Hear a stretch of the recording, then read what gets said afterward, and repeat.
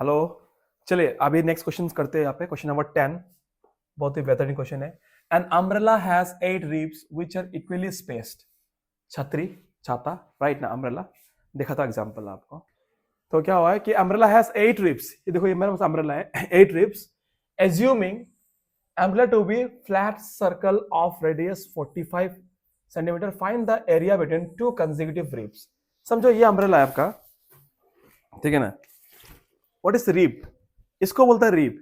This is the rib, इसको rib बोलते हैं। तो अगर ऐसा देखिएगा तो एक सर्कल से दिखाई मिलेगा आपको। तो आपको बोला है कि दो रिब्स, ये एक रिब्स, दो रिब्स का बीच बीच में कितना जगह है, बोला कितना एरिया बोला, ठीक है ना। और ये जो आपका ये है, आपका रिब का लेंथ कितना है बोला, यहाँ पे 45 मतलब रेडियस। तो एक सर्कल है, देखो एक सर्कल, ठीक है ना। ये सर्कल है और ये सेंटर है इसका, और ये आपका क्या है, ये आपका आपका रेडियस है वो 45 है। आपको बोला दो रिब का बीच का कितना एरिया है, और ये एरिया कैसा बिहेव कर रहा होगा। It is A sector, right. मतलब आपको पूछा है कि सेक्टर का एरिया निकालो। कहानी इतना ही है, ये सिंपल लॉजिक था इसमें क्वेश्चन है। तो let us solve this question, very easy, एकदम सिंपल क्वेश्चन है। करते हैं क्वेश्चन को। तो यहाँ पे क्या दिख रहा है गिवन में, क्या आपका गिवन आपका रेडियस कितना है 45 रेडियस है। तो सबसे पहले एंगल निकालते हैं, कितना एंगल है, थीटा कितना है। तो 1 2 3 4 5 6 7 8, यहाँ पे 8 है। 8 इक्वल सेक्टर है, और ये 8 एंगल मिलके कितना हो रहा है 360 डिवाइडेड बाय 8, क्योंकि 8 सेक्टर है। तो देखते हैं, let us C.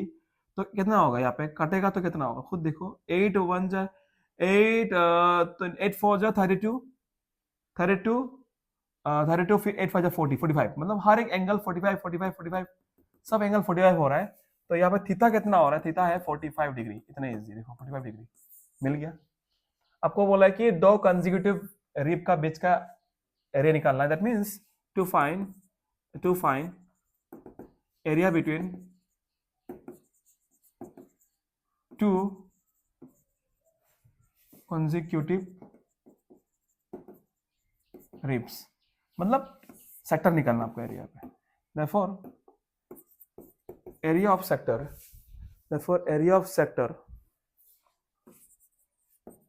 equal to what, theta by 360 pi square.